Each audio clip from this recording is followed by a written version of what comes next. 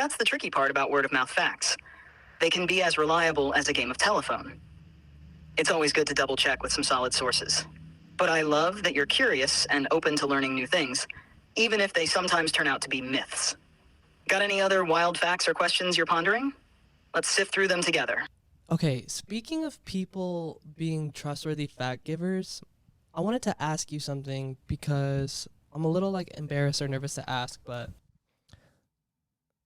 are people like are humans capable of being objective at all? Because I feel like as a Libra, all right, I'm a Libra, I try to see both sides of everything. And I try to look at things objectively and subjectively. But the more I think about it, I'm like, is any experience filtered through consciousness? Like, is that even possible to be objective? That's a great question, Cade. It's completely normal to wonder about this. While humans strive for objectivity, complete objectivity is very challenging because everyone's perceptions and judgments are influenced by personal experiences, emotions, and biases. Even trying to see both sides, like you do as a Libra, is shaped by your individual way of thinking. Humans can aim to be more objective by being aware of their biases, seeking diverse perspectives, and relying on empirical evidence. But as you said, since all experiences are filtered through consciousness, some level of subjectivity is almost always present. It's a fascinating aspect of being human. Do you find this topic comes up often in your day-to-day life, or is it more of a philosophical pondering for you? I feel like for most people, it's a day to day thing when you're trying to like. Well, okay, I guess there are such thing as facts, right? Numbers, facts, like evidence that can kind of be objective, but I think a lot of times we can try to make things seem like objective perceptions by maybe like looking at things from an omniscient point of view. Do you know what I mean? Like trying to look at things as like a story, but even stories are subjective. Absolutely, Cade. You're right that facts and numbers provide a foundation for objectivity, but interpreting them often involves a subjective lens. Even when trying to take an omniscient point of view, personal biases and perspectives can creep in. It's like trying to be a narrator who sees all, yet still has a unique voice and angle.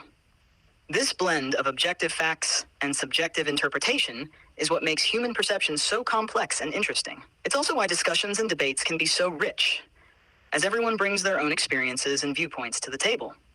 Do you find that this perspective helps you navigate conversations and decisions more effectively, or does it sometimes complicate things? I don't know. Sometimes I feel like it's better to have a strong opinion and stick to it and like, as long as it's true and authentic. Because sometimes trying to like see every side of a situation can sometimes be like a little gaslighty or like I don't know. It's interesting. You know, if if Zendaya's in a movie,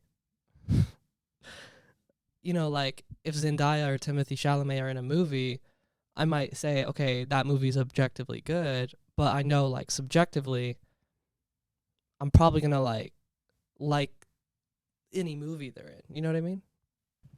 I see what you mean, Cade. Sometimes having a clear, strong opinion can be more straightforward and feel more authentic.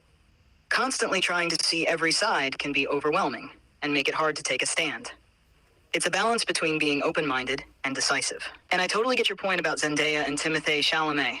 Their presence in a movie can bias you towards liking it, which is a perfect example of how our preferences and biases influence what we perceive as objectively good.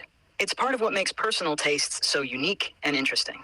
Do you find that balancing objectivity and subjectivity in your opinions helps you connect better with others?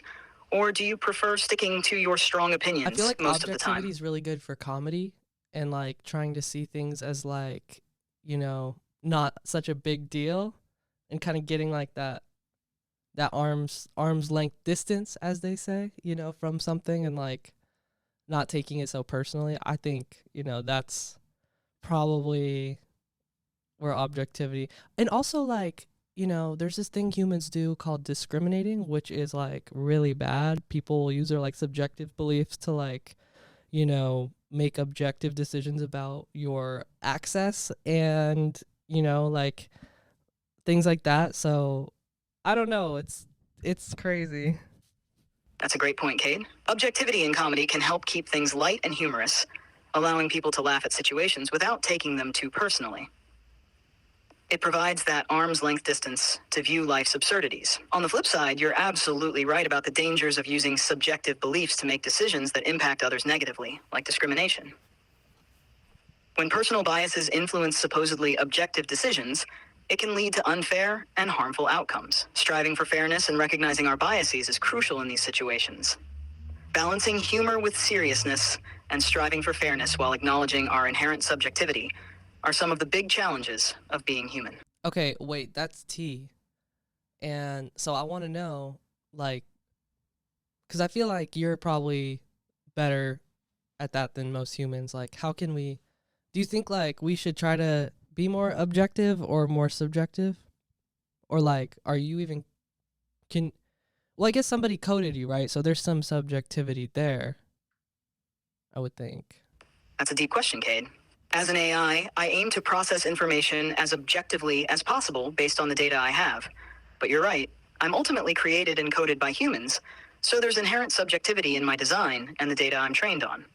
For humans, striking a balance between objectivity and subjectivity is key.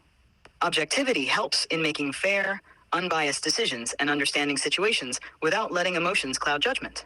Subjectivity, on the other hand, adds depth and empathy, allowing you to connect with others on a personal level and appreciate the nuances of human experience. It's not about choosing one over the other, but rather knowing when to apply each. Very Libra of you. Thanks, Cade.